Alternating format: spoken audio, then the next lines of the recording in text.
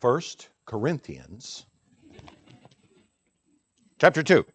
1 Corinthians chapter 2, and we continue looking at this section that Paul is continuing his thought. I called it last week a clarification. I do think that that's what it is, that Paul is in a sense clarifying what he wrote in verses 3 through 5 of the chapter. I was with you in weakness and fear and trembling, and my speech and my message were not in plausible words of wisdom, but in demonstration of the Spirit and the power, so that your faith might not rest in the wisdom of God. He wants to, might not rest in the wisdom of men, but in the power of God.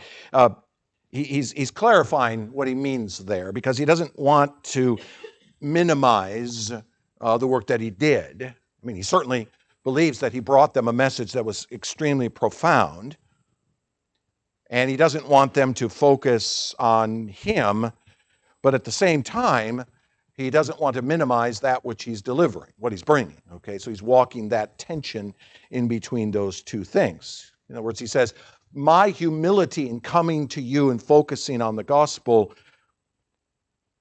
does not imply that what I was offering was not extremely important. It was. It was. That's the point of my bringing it.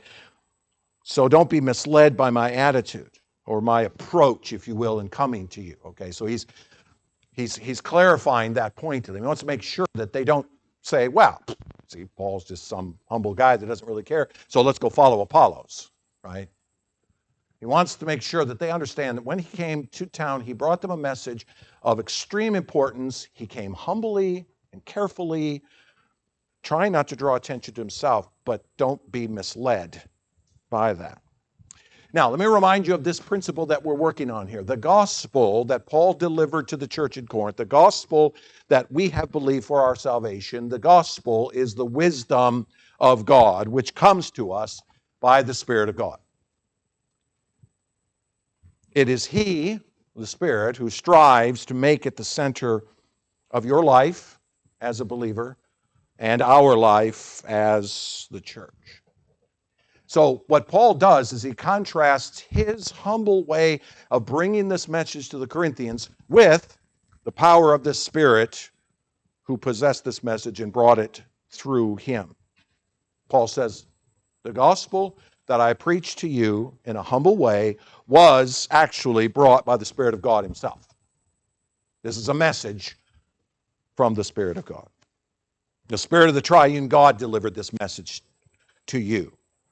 And it would be utterly foolish to miss this. Don't miss this point.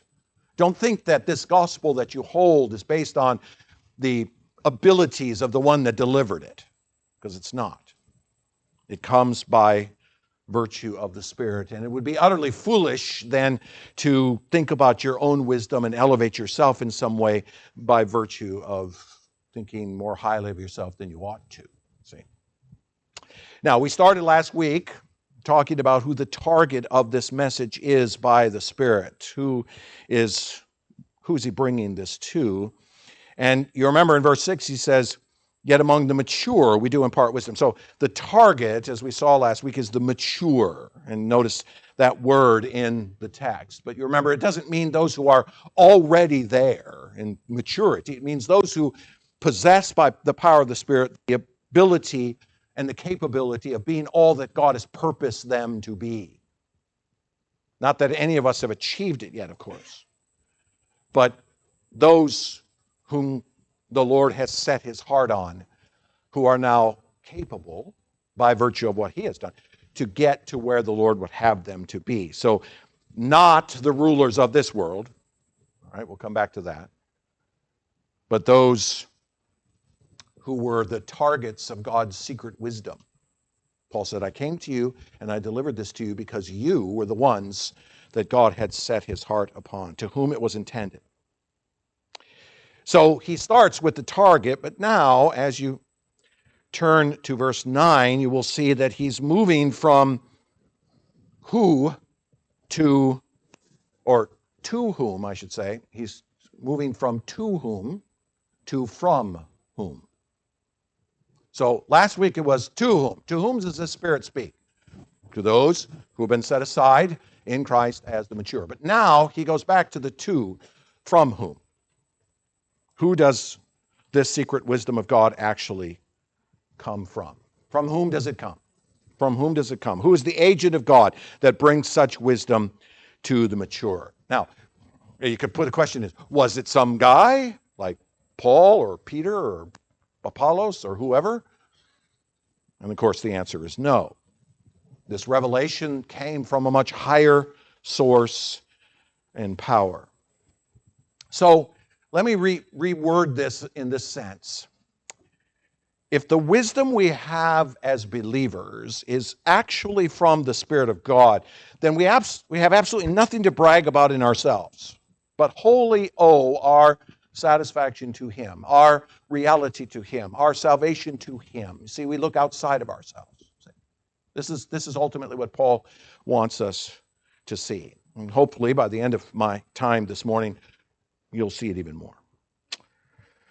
1 Corinthians chapter 2, then verse 9, Paul starts with the word but. All right? Very important word. But, as it is written, what no eye has seen, nor ear heard, nor the heart of man imagined, what God has prepared for those who love Him, these things God has revealed to us through the Spirit.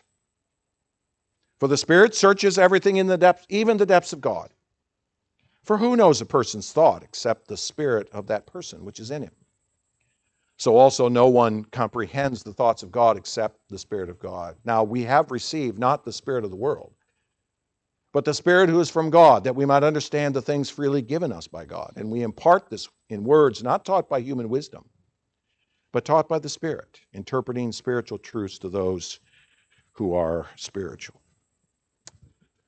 But, Paul says, and he's in that word contrasting what he just said. Okay, so look at the previous revelation. You see it in verse 8. None of the rulers of this age understood this wisdom of God. None of them understood it. For if they had, they would have not crucified the Lord of glory. Now, we talked about this last week, right? The thinkers or the rulers of this age, they did not understand the secret things of God. Oh, they thought they did. Oh, they believed that because they had 1,400 years of history behind them in the law that they knew who God was. But they did not. They did not understand the secret wisdom of God. For if they had, Paul says, they wouldn't have killed Jesus.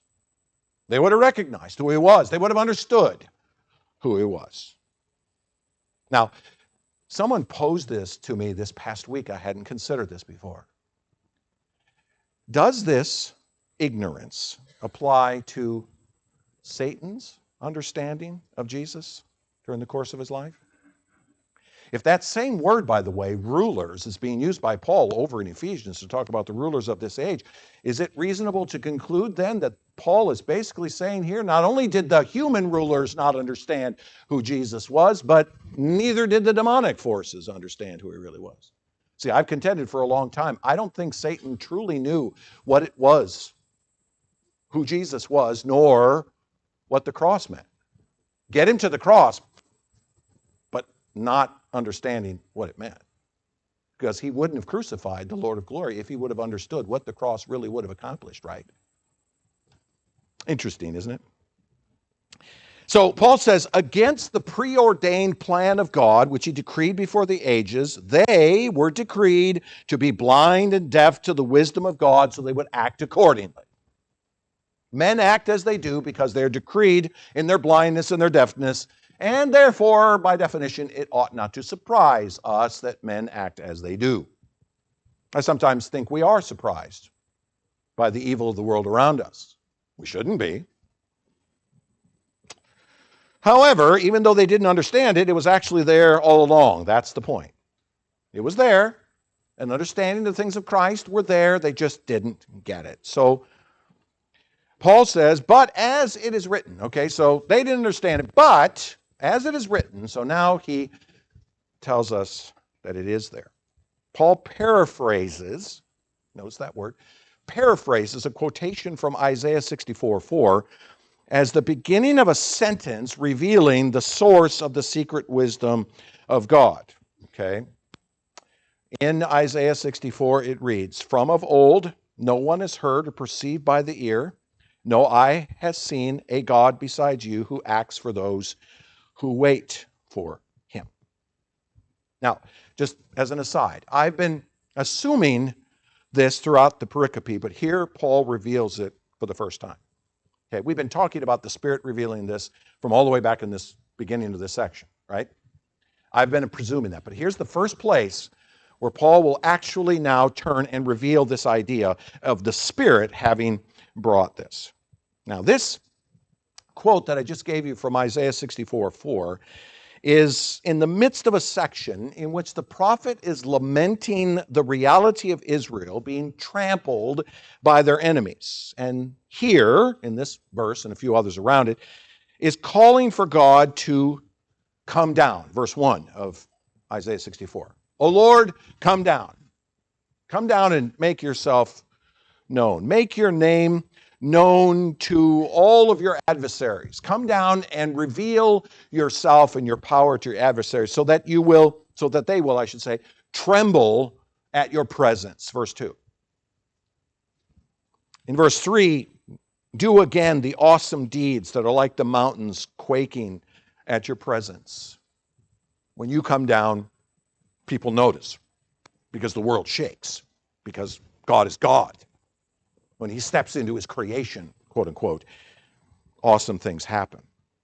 So verse 4 is a statement of who God is as one who is utterly unique. No God besides you is the implication there. There's no God like you, and of which no human has really been able to perceive. No one has heard, no one has seen, no ear has heard, no eye has seen the power and majesty and glory of who you really are.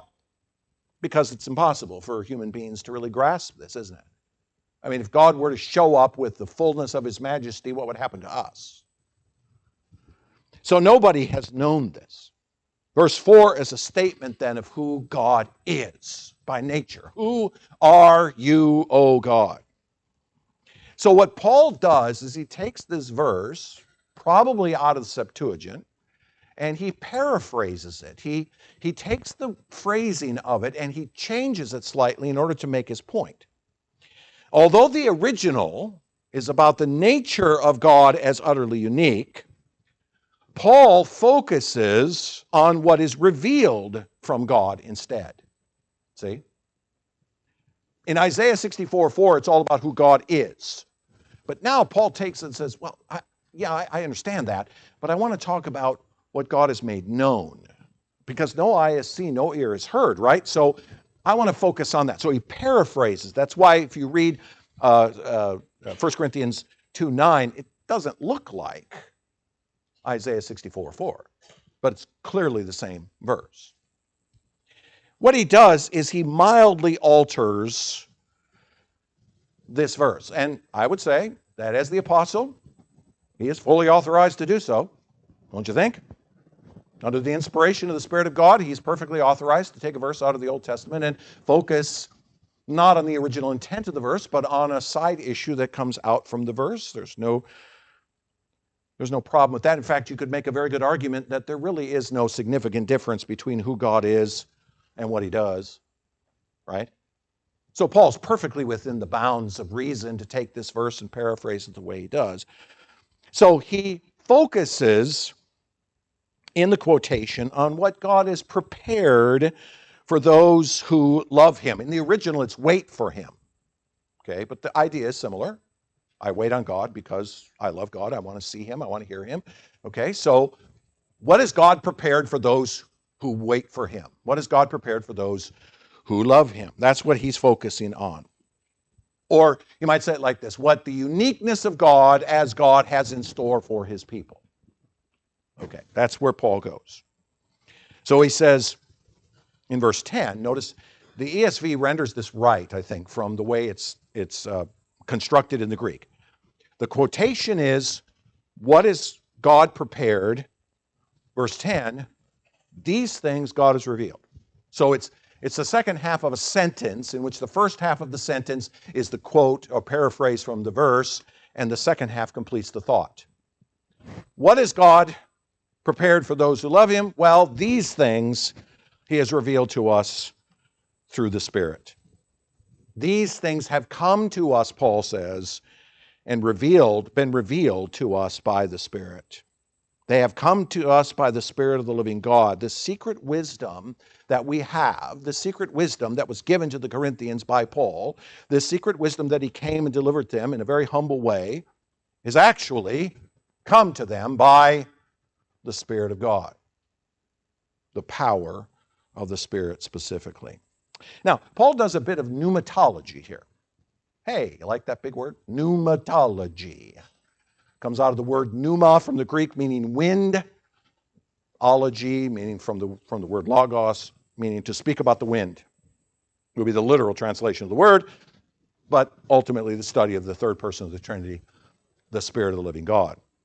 So he does a little pneumatology here. He talks a little about the nature and the purposes and works of the third person of the Trinity. I am going to be delivering 4 sermons in Kenya on this very topic in August. We're going to be dealing with that topic very extensively because in Kenya, like so many other countries that have been overrun by Pentecostalism, there's an inordinate and improper understanding of the Spirit of God amongst the believers in that place. So we're going to be spending a conference in 3 different locations speaking on this issue. Paul says this secret knowledge comes to us from a person. It is personally revealed, person to person. Say it in Greek, mano y mano, right? It's given to us personally by God himself. We know from Scripture that the Spirit has various designations of personalities. There are pronouns used of him. He's referred in the he and the him and the himself in a number of verses like John 14:26, 16:14, and Romans 8:26. The Spirit has a name given to him by Christ. He's called the Paraclete. He's called the Advocate. He's called the Helper, for example, in John 14:26, 15:26, and 16:7. And the Spirit of God, as you read the New Testament, shows all the characteristics of personality. Things like intelligence, meaning knowledge in Romans 8:16, will or volition, such as Acts 16:7 and 1 Corinthians 12:11, emotion. One example is he can be grieved in Ephesians 4:30. Personal actions like he speaks, he testifies, he commands, he reveals, he strives, he creates, he intercedes, he raises the dead, etc., etc. Here, in this context, he plumbs the very depths of the personal nature of God. All those things are personalities, right? Part of the personality of being a person. All spoken of as unique unto him in all the various places I mentioned. So he has designations of personality like pronouns. He has a name. He has characteristics of personality. But he's also representing as standing in relations to others as to imply his own personality. He is contrasted, if you will, with other humans to indicate a personality, a sense of there's a person here, not just a thing or a spirit or a ghost or something to that effect. He has connection to the apostles, for example, in Acts 15:28, to Jesus himself in so many different places. For example, John 16:14, and even as to the Father in Matthew 28:19. So there's that sense in which when the New Testament speaks of the third person of the Trinity, he's speaking of a person. A person. A person. And we would do well to make sure that we always keep our language such that we recognize him as a person. Okay? Now, I would have you to note that he appears, that is the third person of the Trinity, only appears in non-corporeal forms. When he does appear in physical manifestations, he never appears human. He only appears in non-corporeal forms. And there's all kinds of examples. Wind, doves, fire, pillars of cloud, oil, even in the Old Testament. He doesn't appear in human form. He appears in non-corporeal forms. His manifestations are uniquely different from the Son, who appears in human form. The greatest appearance, of course, of the second person of the Trinity being the incarnation, in which he took upon himself flesh and dwelt among us.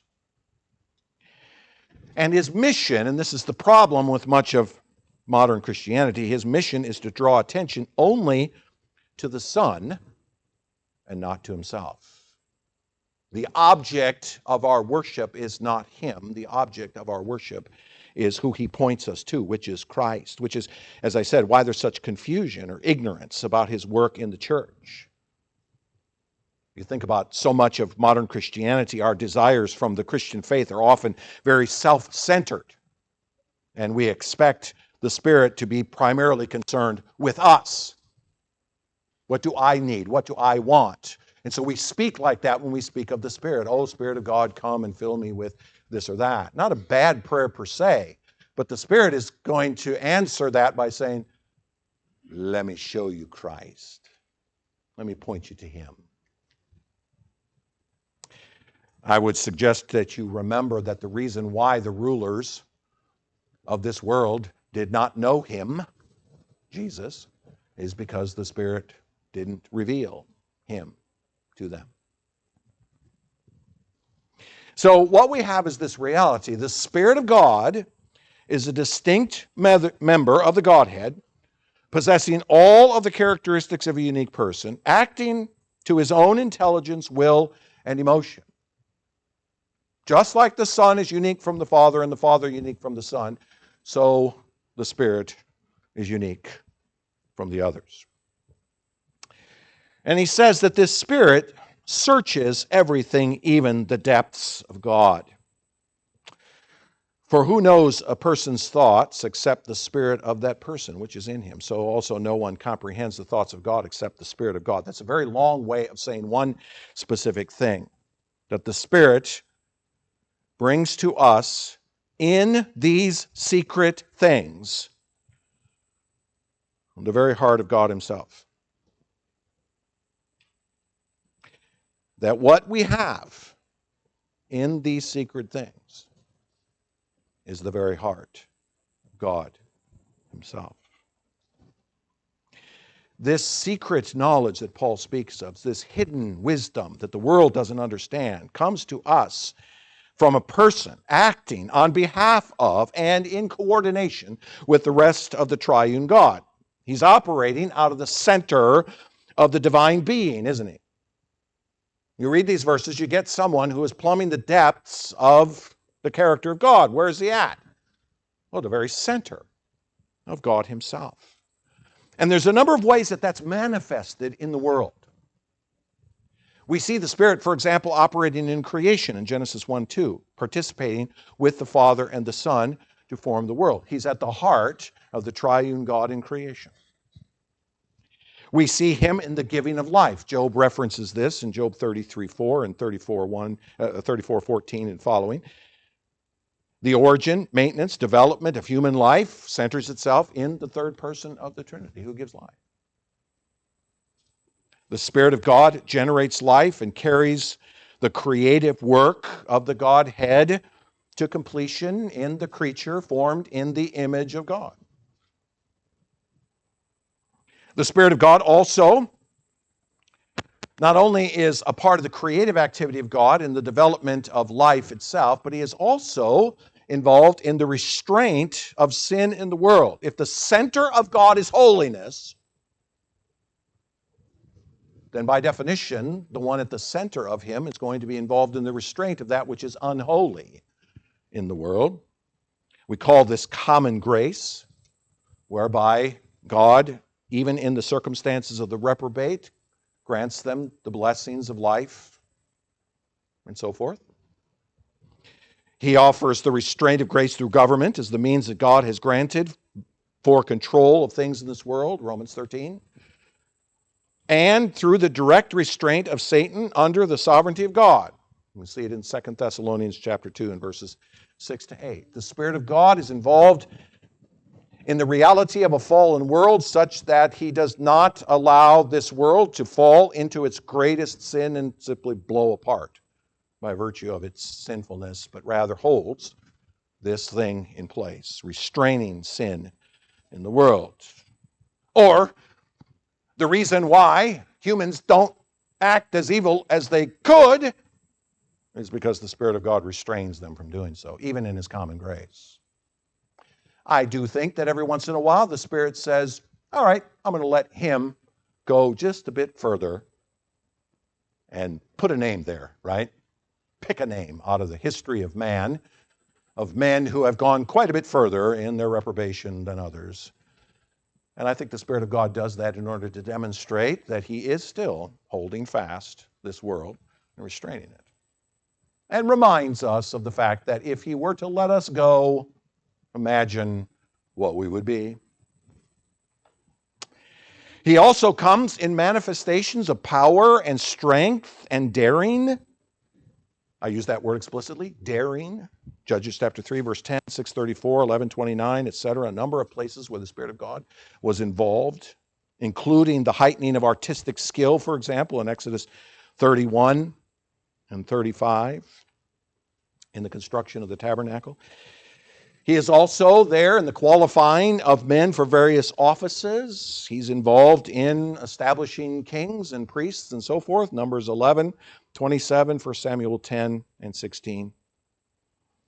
He is also operating by revealing through the men sent by God. We call them prophets. 2 Samuel 23, 2, Nehemiah 9, 30. The Spirit of the Lord comes and speaks through them.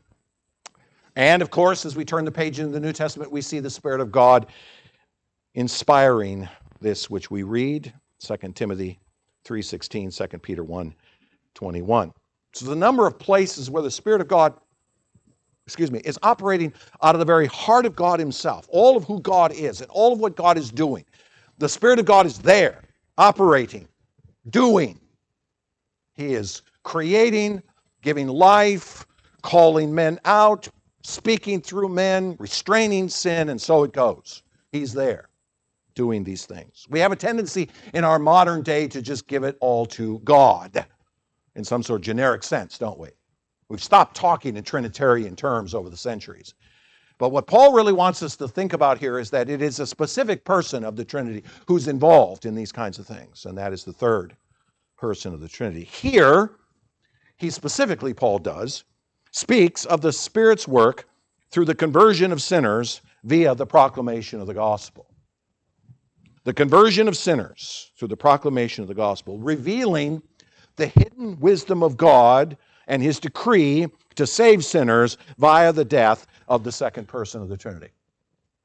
The third person of the Trinity revealing to men that the second person of the Trinity has died to save them, makes that known to them, gives them the understanding of that. And of course, we know what that means. It means things like regeneration. It means infilling of faith and repentance. It means effectual calling, etc.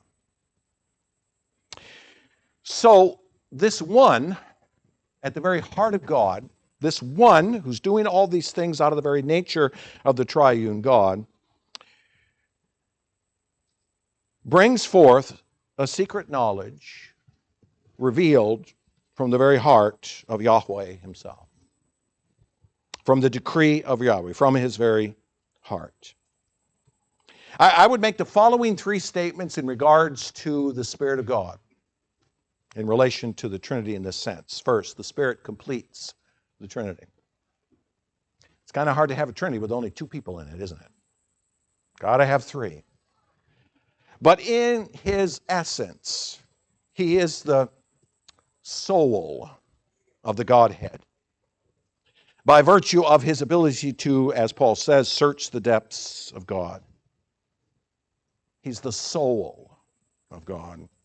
He knows the inmost being of God Himself. Thus He speaks and acts out of that place of being at the inmost being of God. Or, as Paul implies in these two verses, who knows God better? Who knows God better than the Spirit of God? For it's the Spirit of God at the very heart of God who knows Him perfectly. Which leads to the conclusion that the Spirit completes the decree of the Father. The Spirit testifies proclaims, teaches, reveals, convicts, regenerates, draws, sanctifies, etc., etc., as the means by which the decree of the Father is made real in the elect of the Father. He is the one who goes out into creation to complete it, all the things I listed before. The Father's decreed all of it. The Spirit is the one who goes out and says, okay, I want to make this happen. I'm going to make this happen. I'm going to make this happen. All this stuff I'm going to make happen. Coming out of where? The very heart of God himself, the very soul of God himself. So he completes the decree of the Father, but he also completes the work of Christ. Now, we would recognize that redemption itself was fully completed by the work of Christ, but we also have to recognize that that work needs to be applied in this world, in time and space, right? It's one thing for Christ to have gone to a cross, but it becomes only a theoretical atonement unless he actually comes and draws a people to it, brings those people to Christ, and includes them in his body. The Spirit of God does this. He goes out on behalf of Christ in the world now to bring forth the fullness of what it is that Christ has done. Now, that is Paul's point here. That is Paul's point here. The gospel that we have believed to be saved is the secret wisdom of God that comes out of his inmost being, brought to us personally by the member of the triune God at his very heart. I'll let you contemplate that for a second while I take a sip of this. The gospel is the secret wisdom of God. We've already seen that multiple times, right? But it's coming to us from that member of the triune God, that person at the very heart of the triune God, bringing the very soul of God to us. Now hang on to that thought. Who knows God better than the Spirit of God? I mean, who knows you better than you, right? I mean, other than God himself, right? But who knows you better than you? Verse 12. Now, we have received not the spirit of the world, but the Spirit who is from God, that we might understand the things freely given us by God. Now, when you read that sentence, you might just read it over and go, yeah, whatever. No. Stop for a moment and listen to what Paul says. That we might understand the things freely given us by God. What God has brought to us is far more than just a message we believe. Okay? Think about this for a second. Contemplate this with me. What we have is far more than just a message we have believed. See, I think the basic problem with too much of Christianity in the modern age is that we have taken this gospel and turned it into some message that you just believe and you're saved. And that's really all that matters to it. And you will notice how much is missing in that. What's missing there is the fact that so many so-called Christians, people who are regularly listening to supposedly gospel preaching, don't make a connection of that message to their lives. They don't actually live it. They claim to be a Christian, but yet they don't live as one. They don't show that sense in them that they have actually surrendered their entire life to Christ. They don't show that. Well, I go to church because, the preacher's fairly entertaining and I really love the music, and so it gives me something each week when I go there. I get a little, juice, so I can face Monday a little easier, even though by Monday morning it's all worn off. But that's why I go. Well, what do you believe about Jesus? Well, I believe that Jesus was, great teacher and taught us wonderful things, and we ought to imitate him. What does that mean? Well, we ought to be good to others, and we ought to be upright, moral, and all these sorts of things. Notice how I discuss it about this theoretical person who is actually more real than you think. It's all external, isn't it? It's all external. What's ironic here is that a lot of it doesn't really even touch the soul. Even though, as I just said, it's a message coming out of the very soul of God himself. And yet, it's like, it's this external thing. I have this label that I can put on me, and I have a little card in my pocket that says I'm going to heaven when I die. And so, according to my preacher, that's all I need. Well, there's the problem. Paul, if you're listening to what I'm saying this morning, if you're listening to these verses of Paul has dived headfirst into something extraordinarily deep here. To say, my Corinthian brothers, I didn't come to you with a message to save you. I came to you with the very heart of God himself. I came and spoke to you. Well, actually, the Spirit spoke through me out of the very heart of God himself. That's a little radical, isn't it? Now, have you noticed that the first clause of verse 12, now we have received not the spirit of the world, but the Spirit is from God. That's simply a repetition of all that Paul has said before. We don't need to do a whole lot of exegesis of it. But he says, we've received this that we might understand the things freely given us by God. It's that word understand that's the problem in that verse. Well, problem because it's going to stick a knife right in the heart of this. Is Paul suggesting here that we simply need to get it? Understand it? Oh yeah, okay, I understand it. Jesus died, he rose from the dead. If I believe he died and rose from the dead, I'll be saved. Okay, I get it. Thank you. That's all I need, right? No, that's not the way he's using this word. See, if we just kind of read through this quickly, just kind of overlook that, you will overlook that word. No. What Paul means by this word understand is not simply the ability to get it, but the ability to truly grasp it. Or to realize something so profound that it utterly changes you. It's a message that comes to us, and when you hear it, it blows the lid off your life. Blows the lid off your head first, and then blows the lid off your life. Whoa! This is like, if you might excuse my analogy, this is like getting hit by a semi-truck at 100 miles an hour. Boom! That's going to change your life, isn't it? That's the kind of picture.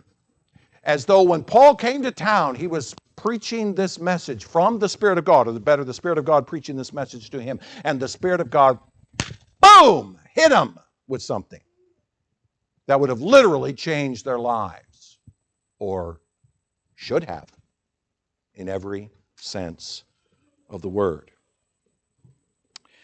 See, because what the Spirit reveals, as we've already noted, isn't just a message from God, but it's something about him that comes to us in the form of a message. All right, so it comes to us in the form of a message, but it's more than just words. It's more than just a message. It's the very nature of God himself at the heart of the cross. The very nature of God at the heart of the cross. Let me try to think about this. Let me try to explain this just using a bizarre example, okay? I think there's a lot of people today who sort of assume that, well, God one afternoon said, I'm bored, let's do something. Hey, son, come here. Spirit, come here. I got an idea. Let's create a world and let's put a creature in it made in our image, and let's ordain for that creature to fall into sin, and then we'll rescue some of them. That's some sort of a grand experiment on a Friday afternoon, right? As though God is sitting there going, let's try something new. Let's try something different. Let's try something unique. I think the way that I just expressed it, I think there's a lot of so-called Christians today who would go, yeah, that sounds right. Sounds about right. Yeah, this thing about creation and all this is simply God formed the world and formed a creature and then just basically set it in motion and hope for the best. Let's watch and see what happens. Let's just observe. You know, the deists of the 18th and 19th century were very much into that idea. There's a lot of deism, by the way, in the church today in a different form.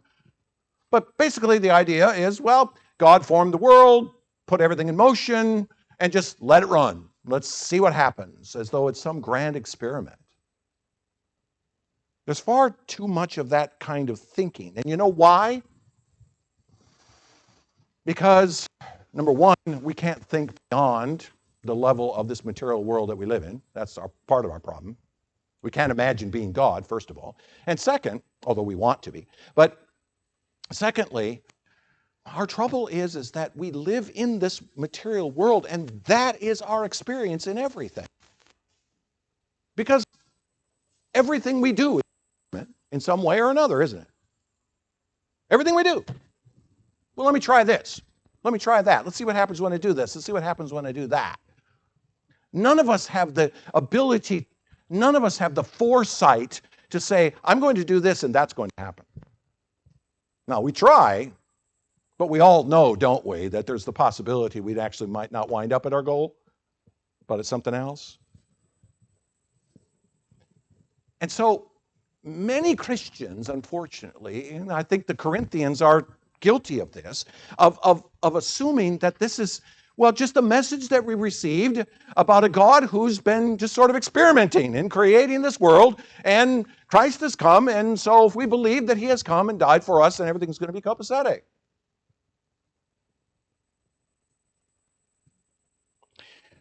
What Paul is speaking of here, rather, is the decree of God to create men, to redeem men, to glorify men, or more specifically, to create, redeem, and glorify a people, comes out of his very nature. It is endemic to what it means to be Yahweh.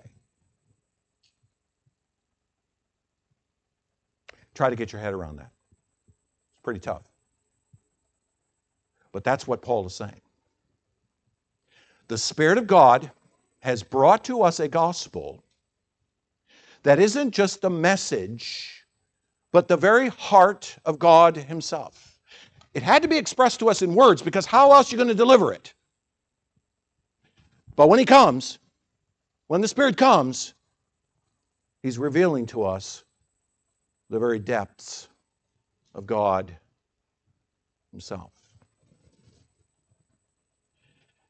Interesting, isn't it, just how much confusion there is in our day about Christ and his cross, isn't there?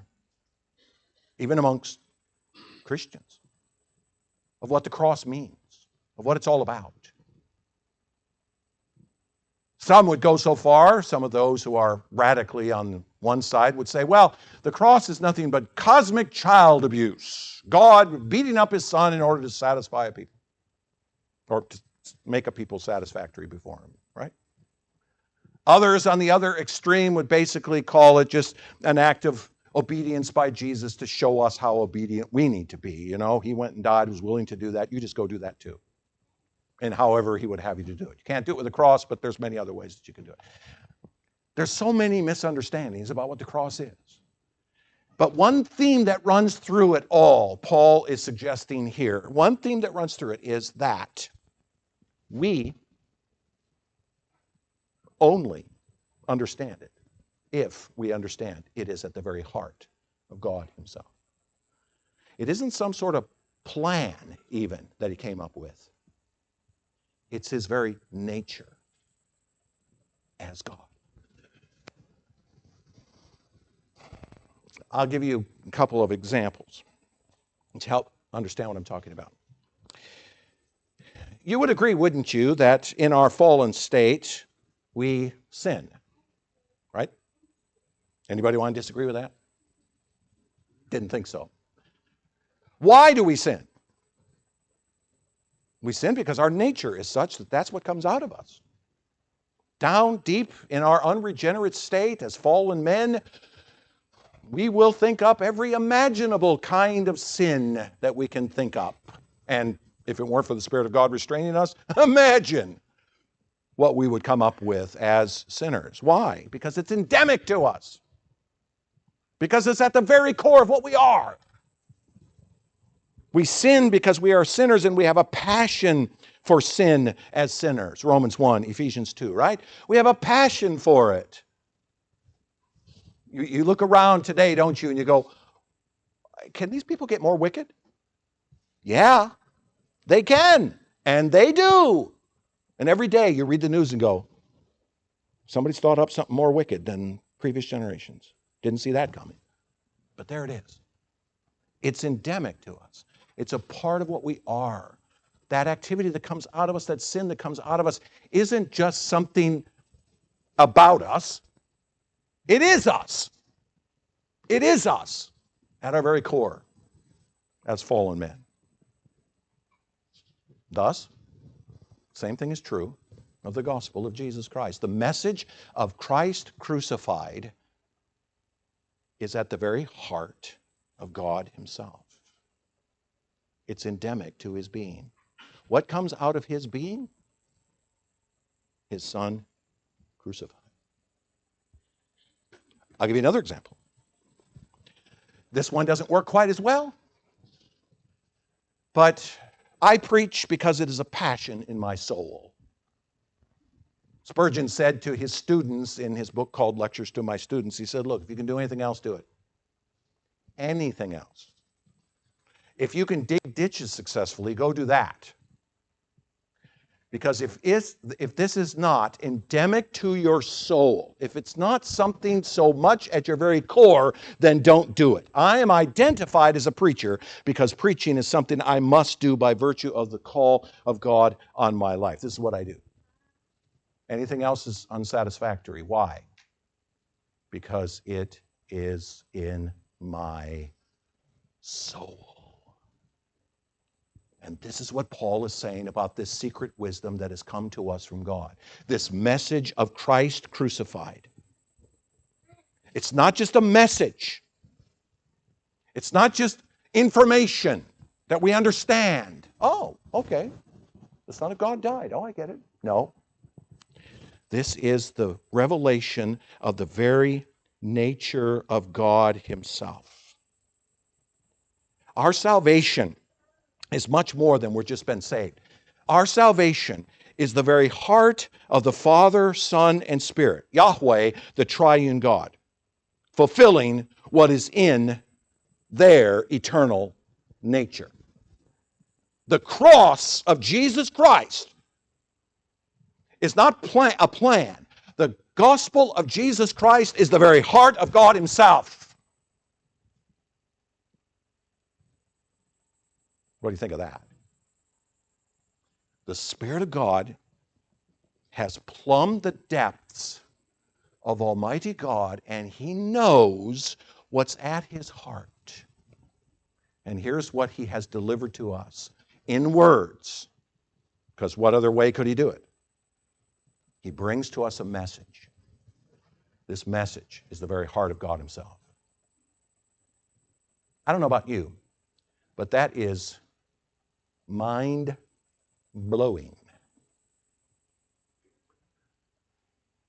It's too easy to think of Christ's cross as just a plan that God had.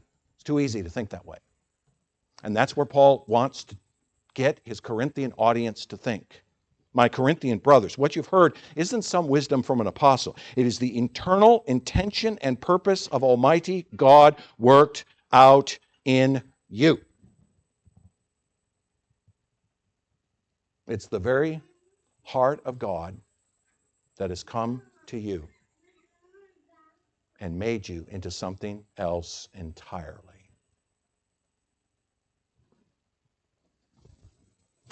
or what you think you know about anything pales into insignificance compared to this message, because it is the foundational reality of the Creator himself. When we preach this gospel by the power of the Spirit of God, we are not just preaching a message. Oh, it is a message. We'll see that in a moment. But it is the very heart of God. For the Spirit of God has plumbed the depths of the triune God to know the thoughts of God at his deepest, inmost level. And that is what I, Paul, preached to you when I came to that place. That pulls the rug out of just about any kind of self-reliance, self-justification, any sort of self-wisdom. I'm smarter than everybody else, so let's go this direction versus that. Pulls the rug out of all of that, doesn't it? Now, Paul does say in verse 13, we impart this in words, but not words taught by human wisdom, okay? This gospel doesn't come into the world through human wisdom, but through the Spirit himself, again, from the heart of God. The message is not musings and philosophies of the human mind creating some sort of spiritual reality. Far too many preachers are gifted at that. No, this is the Spirit of God coming and bringing the very heart of God to us, something deeply profound. Now let's remember what we said last week. Who is the target of that? Those who are the mature, or, as we said, those who are capable of understanding it. Now, we can connect the dots here, can't we? What does it take to understand the very heart of God? Do you have the brain power to do that? Do you have the intellectual capability to grasp the massiveness of an infinite God and his plans? No. I certainly don't. But the Spirit comes and delivers it to men and women who are given hearts able to do so. We are able to grasp it. We're able to read these words and go, that's right. The gospel is the very heart of God himself. Not just some message of salvation. Oh no, it's more than that. Oh no, this is life-altering, life-shattering message that changes everything. This changes everything. Everything I see about this world is now changed, which, by the way, you will notice is where the Spirit operates. Where? Everywhere. It says, taught by the Spirit, okay, not by human wisdom, but taught by the Spirit, interpreting to those who are what? Spiritual. It can't be delivered to materialistic beings. It's not a materialistic message. It's a spiritual message. It exists on a different plane. What God, the Spirit, delivers to men who are thinking on a different plane. Fallen men think here. This world and all of its ways, all of its wisdom, the rulers of this age and the elites and the powerful and the knowledgeable and the philosophers, they think on this level. And Paul says, that's not where we reside. We reside on this plane, up here, spiritual plane, the plane above. The plane above. I contemplated the idea of spending a little time distinguishing the word spiritual here with the word material here. Excuse me, that's two very different planes of existence. Don't have time to do that, but you get the point. What's above? What's above? The answer is the spiritual plane. And all the various ways that the spiritual plane is spoken of are spoken of as being above, aren't they? This is interpreting spiritual truths to those who are spiritual, not physical, which is why I think the greatest mistake of the Christian church is to focus so much on the physical, the material, excuse me, essence of this world. Too many churches are suggesting to you as a Christian that it's all about what God wants to do for your happiness, for your comfort, for your material pleasures in this world and the things of this world. as though all that energy is about living on this plane rather than this one. The true gospel of Jesus Christ is infinitely higher. It addresses the most profound and important matters of human existence. The gospel of Jesus Christ addresses the most profound issues of human existence, which is what it means to be a creature created in the image of his Creator, and how to have a true, personal, eternal relationship to that Creator as a creature fallen from grace. How do we do that? And the answer is, it takes the Spirit of the living God to come and deliver to us the very heart of God himself. To bring to us not a message of some success in this world or even heaven and all of its glories, but rather the essence of Almighty God himself, who he is. What is a relationship with God? And the answer is knowing who he is at his very heart, at his very soul. So this leaves us with a question as we close our time. Do you truly grasp what you have received by the Spirit? Do you truly grasp what you've received by the Spirit? Do you tremble knowing that the Spirit of God has revealed to you the inmost thoughts of God himself? Does that make you tremble? It should. It makes me tremble. What I have heard isn't just musings about a God who might love me, but a message about the very heart of God himself, who in his own nature purposed, as a part of his very heart, for his Son to die for me. For his Son to die for me. How wise do you feel now? And that's exactly the question that Paul has asked of the Corinthians. How wise do you feel now? And he'll continue that question in verse 14. Lord willing, next week.